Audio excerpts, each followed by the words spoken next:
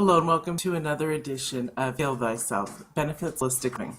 I'm Miss Saenz, host, and in this segment is Lisa Osina, and she's going to share some amazing tools and ideas. She's a shaman, so some around healing our wounds, and I'm really happy to have her on. Welcome, Lisa. Thank you. How are you? Welcome. I'm very well this morning. How are you? I'm awesome, thank you. We both are awesome, which is great. We're all ready. Yes. Would you like to share a little bit about your journey that brought you to this magnificent place that you've grown into? I mean, we all grow into what we do. Well, I have a very international and sporadic background. We moved around a lot as a child, and then I moved to Israel when I was 12 years old and didn't get back to the States until I was about 30. And during the course of my adolescence, I developed a lot of wounds, control issues,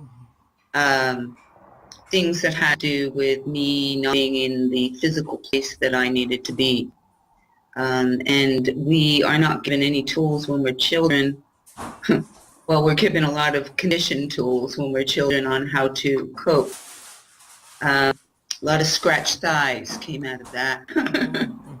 A lot of temper tantrums and things that we learn to project when we do have inner wounds, and we're not absolutely haven't recognized them.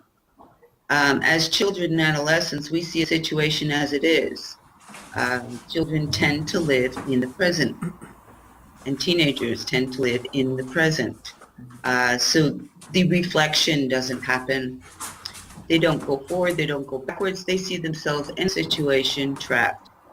And that creates awful wounds, having to do with self-worth, having to do with connection, having to do with who am I and where am I from. So I moved into my 20s deeply wounded, with an attitude, rebelliousness, and I was ready to beat the world. I was the warrior, and I was going to beat the world for what they did to me when I was a kid. And I lived like that, I'd say probably until I was about 35 years old. It took me to many dark places due to a lack of self-worth, my choice in friends, my choice in husbands, relationships, occupations, never stood up to what I was worth, and therefore I always felt done for. They were doing me for because I wasn't doing me for. I didn't see my own self-worth, and I didn't expect anyone else to see it. So my expectation of others was always, they're going to screw me sometime. And I was ready. Yeah. Well, after a 6-year violent marriage, in 1993, I went to a used bookshop looking for autobiographical novels because I decided that I'd been to hell and back and I was going to make some money off it. So I was going to write my own autobiographical novel. And that's when spirit kicked in because the books that I was offered, i.e. literally fell off the shelf or just sat there staring at me, was Out on a Limb by Shirley MacLaine and Medicine Woman by Lynn Andrews. Two amazing women. Yeah. And they talked about things that for me had basically come from heaven. Didn't even know the concepts existed, let alone what to do with them. And after reading a few of Lynn Andrews' books, she just had started a school. It was 1994, and I asked for an application form to join the school. And the first question is, what is your intent? And I didn't even know what intent meant. So I knew that I needed to go back to basics and learn. Well, I continued with the same wounds, thinking I was on a path of heart, writing my autobiographical novels in anger, until approximately 2004. At which point I went to one of Lynn Andrews' Joshua Tree gatherings. And she had an annual gathering there every year. And she taught her school, of course, and I talked to her about the school, and it was always, well, oh, I can't afford to do that. I can't afford to do that. And I really got to a point where I realized that I couldn't afford not to. The mirrors were bouncing back and forth. I didn't know they were mirrors to teach. I thought they were mirrors to hurt. I thought I was just hurting myself all the time because I didn't know how to use them. And that's where I really want to walk into the first step of healing your own wounds. That's acknowledgement, identification. What are they? Before we do, I want to point out something that you said that was really powerful. And it's one of, I think, the most powerful things for people on a healing journey is to invest in yourself. People say, I don't have enough money, only because they're not used to the fact of having somebody help them, discovering a new way. Mm-hmm. So everything is, I can't. But yet they want it. So they would go to a gym, they would hire maybe a nutritional coach or go to a nutritionist, they'd go to a doctor, but they're not interested in finding these tools like what you're talking about for themselves because it costs money. And oh my goodness, we shouldn't spend money on ourselves. So I wanted to bring that up because every single person goes through that. That's part of our human part of our existence, is we are not good enough. So now let's show us, Lynn, how good we are and how to heal those. Well, the first step to healing yourself is to knowing you need to be healed. 20th century conditioning teaches us that you're supposed to cope with your circumstances and rise above it and just keep. There's no, you hurt me then, or every single time. There's a wonderful analogy of it that I would like to explain. It has to do with soul retrieval, spirit retrieval. The reason why so many people want to do soul retrieval and spirit retrieval is because when you're 3 years old and your little brother, your big brother, won't let you go with him and you sit on the doorstep and cry your eyes out, a little piece of your spirit drops off and stays on that staircase. And then the next year, you go to kindergarten and you're bullied by someone, and another little piece of you drops off. This could happen 3 times a year. This could happen 3 times a day to some children. Right. By the time we hit 18, we might only be half of ourselves. So what I'm explaining here is that the moment you decide that you do have inner wounds and you do want to know what they are, one of the key things is to listen to your own reactions and treat them as mirrors for yourself. Listen to the people who aggravate you most, and you will find your own wounds, especially strangers. Because if a stranger pisses you off, excuse my terminology, it's not about them. You don't know them. You know nothing about them. Why would they make you angry or upset you? Why? Because they're creating this huge mirror. And really what you're doing is you're looking at yourself. And what they're saying to you is coming through filters of wounds. So by the time they reach your brain, they're, oh, that man's being really, really mean to me and I'm going to kill him. When you start becoming self-aware and looking at those mirrors, you say, oh my God, he reminds me of that bully in 2nd grade. Am I going to stand up to this, or am I going to just get knocked over? Am I going to go back to that time and forgive myself for going through it in the first place? Forgive anyone else who put me through it? And bring back that piece of me that I left there? Because once you start bringing all those pieces back, you fill wounds. It's like putting mercurochrome on a wound. Because you're looking at it from a different point of view. When we're children, we don't have the tools or the intellect or the experience to understand what's going on around us. Therefore, we are hurt by them. We're wounded by them, and we leave parts of us behind. Once we begin healing, we can look at it from a different perspective, from a more mature point of view. And then I say to myself, well, of course my mother wouldn't have let me go out in the woods with my brother. Right. It makes sense now. Then it didn't. Actually, what healed that wound and what brought my spirit back was that I went into a meditation and I asked my brother to take me into the woods with him in the dream time. And that filled me, and it had caused a wound for me that every day at 6 o'clock in the afternoon, I would cry. And I was determined to get rid of that. Because I was happy in a lot of ways.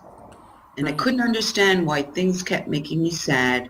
People kept making me angry. And I was just full of anger and fear. Right. So talk to us about gratitude through meditation. Okay. In the second year of the mystery school that I went through with Lynn Andrews, we worked on our shamanic tools. We worked on how to make drums, how to heal ourselves with drums, how to work with crystals, how to work with all the different shamanic tools that come to us. And it was during that time that we were actually doing sacred fire. And I had realized during that year that every time I worked with any of these healing tools, I would become extremely sad, morose, upset, and just sit and cry my eyes out. But I didn't know what to do with it, and I didn't know where it was coming from. I was only halfway through school. My mentors wouldn't answer me. I kept asking them. Mentors are there to witness your journey. They're not there to give you the answers, because if they give you the answers, you haven't experienced it. So it's their say. You have to come up with it yourself. So it was during one of the sacred fires, I looked into the fire, and all of a sudden, 3 particular people came into my head who had, I thought, destroyed my life. And I realized, and I looked at them all in my dream through the fire, and the words forgiveness came. And at first it was like, no. My angry self came back, and I'm like, no, I'm not forgiving them. Why would I forgive them? They hurt me. Mm-hmm. And then I was shown myself in a different way. I looked into that fire, and I saw myself radiating, and I saw my chakras, and I saw how much light and love there was in them. And I saw myself and my life and how wonderful and diverse it was. And I realized, Lisa, you would not be a shaman today had those things not happened to you, because you would never have searched your life and never wounded. Where's the sense? What's the sense of looking for it? Mm-hmm. So forgiveness comes on using gratitude as a tool. Mm-hmm. Absolutely. Once you're grateful for who you are, once you come into the energy of self-love that you talk about, Mia, that I talk about, that most beings of light try and convey to the world, because we really do have a secret here. No one's really buying into right now, but they are, slowly. Once you do that, there's no going back. You can't, you realize that you're in a good place. Mm-hmm. And you go back and you say, well, if I'd had it really easy, where would I be today? I wouldn't discover my own beauty. Absolutely. Yeah. That's right, because I would have been looking at my outside beauty and that would have been it. Yeah. It's amazing what a revolution it is becoming on this planet, the whole self-love movement. And maybe partly because I'm so immersed in it, I can pick it up in the small areas of the media and here and there. But it's an incredible journey, isn't it? Yes, and I think it's being generated by the emergence of the sacred feminine. Yes, absolutely. It Hand I in mean, hand. Yeah. it comes from female. Yeah. Of course There's it no does. two ways about it. Yeah. I was speaking with a friend the other day, and we realized while we were talking that there are three tools to joy. Joy, self-love,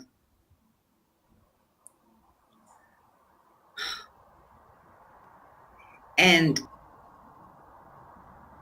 the understanding. It's not really understanding, because understanding comes from your brain, but that feeling in your belly that you are enough. Your gut memory sense, yeah. We have our mind, our heart, and our gut are both all amazing machines, aren't they?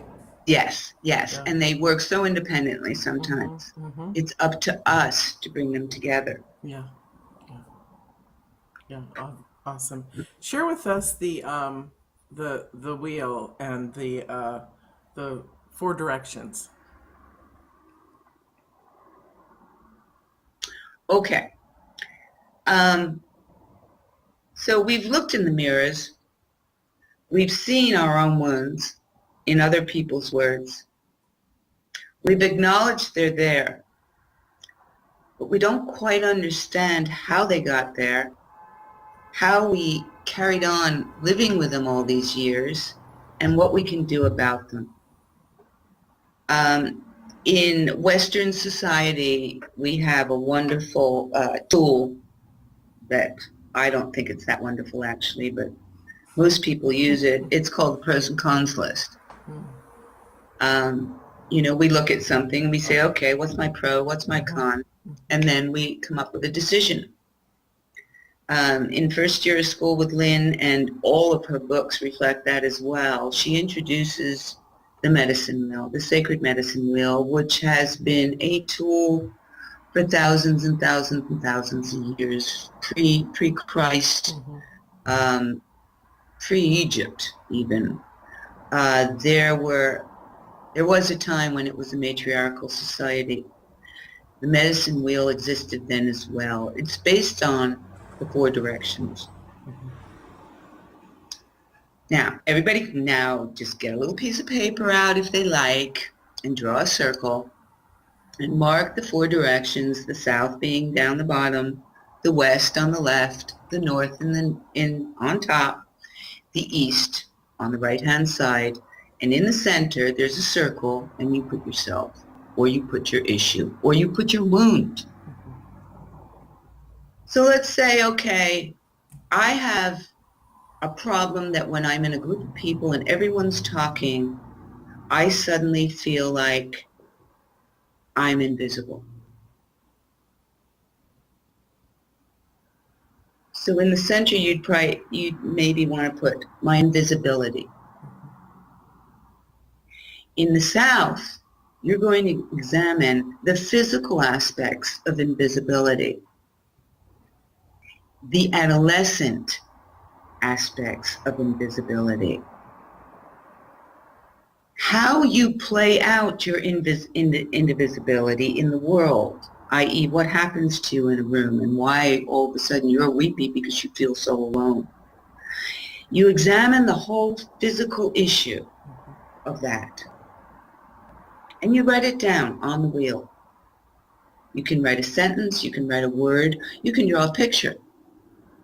Because sometimes there's no words. Sometimes you just want to take a piece of paper, paint it all black, and put a big X in the middle. That's it. And that's what you resonate with, and that's okay. Then you go up to the west. The west represents death.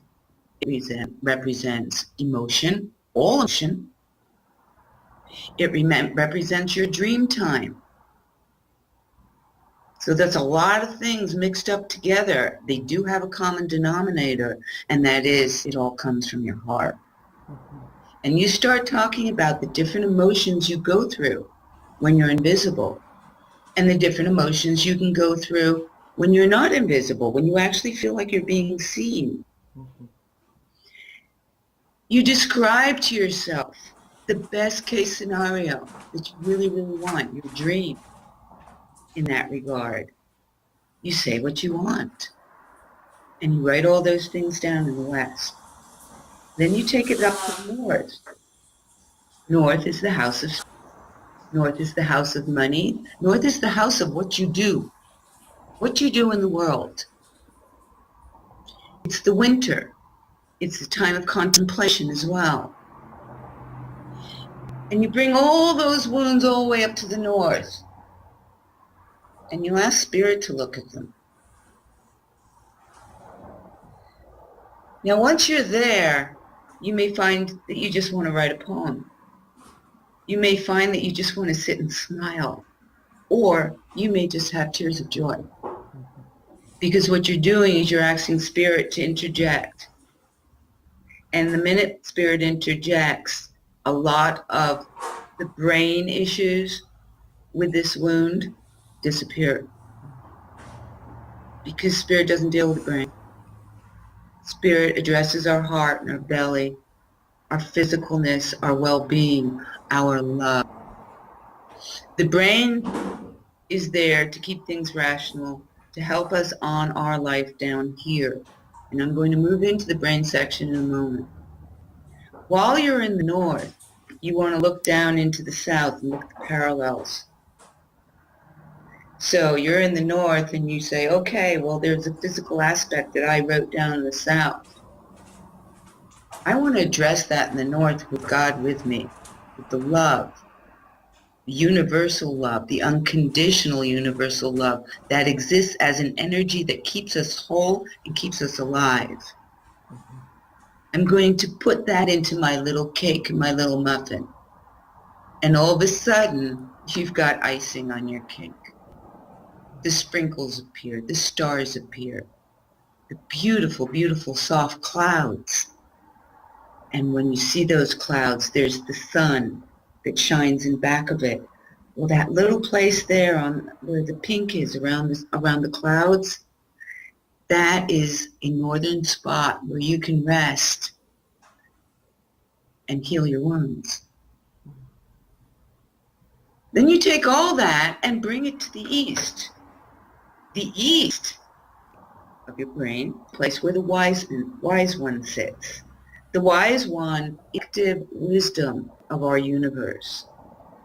And if we're open to it, we can tap into it. In the east, you find the rationality, but you also find the trickster, because they are all places of brain.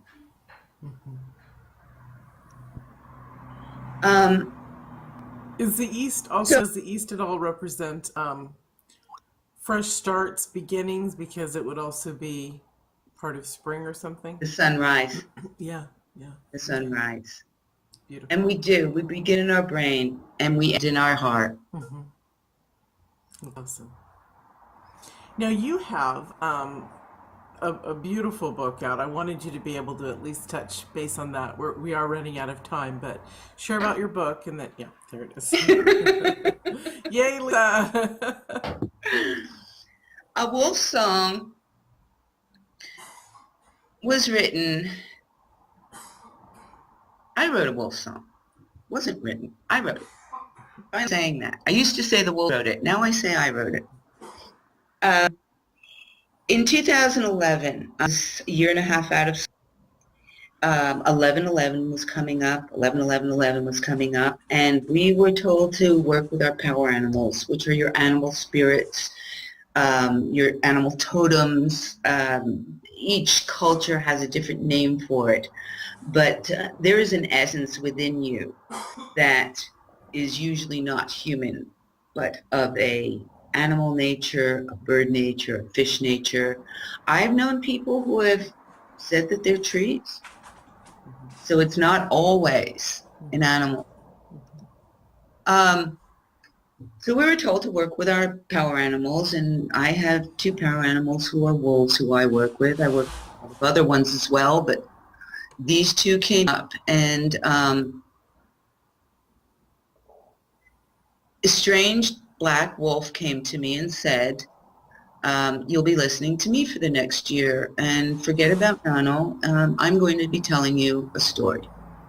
And he started dictating the story. And a year later, a wolf song was finished. It's a story of two girls and their wolf spirits. I really wanted to communicate my experience with my spirit animals into a story everyone else could enjoy and learn from and realize it is possible. You're not crazy. As children, we all have imaginary friends. I think because of conditioning, they come to us as people, but in a lot of ways, they can be animals. They can be our true power animal that come to us as children and help us develop our imagination, help us develop our communication with another dimension that exists here and now, just not here in the physical with us. Right. These two girls went through tragic experiences in their 10th year. They were separated. And it talks about how they learned to be grateful for who they were, what happened to them, and how they learned to forgive. Awesome. That's really wonderful. Yeah, and I want to say the people, and it's not always the people. It's you have to forgive the circumstance sometimes. Yeah. Yeah. You also have a free gift for everybody. Would you like to I briefly do. talk about that before we go? I do. Okay, awesome. I have a free book stub of a wolf song for Nice. anyone who would like it. I'm not as hooked up electronically on my website as we'd like. So anyone that wants a book stub, They'll have the directions in the email for them. right, and I can either physically send them the plastic card or I can convey the information on it, and then they just go to the link and download. Excellent. That's awesome. Yeah, super. You and I can talk as soon as we get off Okay. here about that. That's awesome. Wonderful. So before we say goodbye to the audience, what one last juicy thought would you like to leave us with? Forgiveness is about you and no one else. It's not about the other person. It's about you. You can forgive without ever communicating with that other person. Awesome. That's wonderful. Hope. Thank you so much, Lisa, for joining us. It was wonderful. Wonderful. Yeah. Thank you. Thank you. So grateful to you. I'm grateful to you too. Thank you. And we'll see you all in another segment of Heal Thyself. Thank you for joining us. Bye. Namaste. Awesome. Did it record? It did record, but I just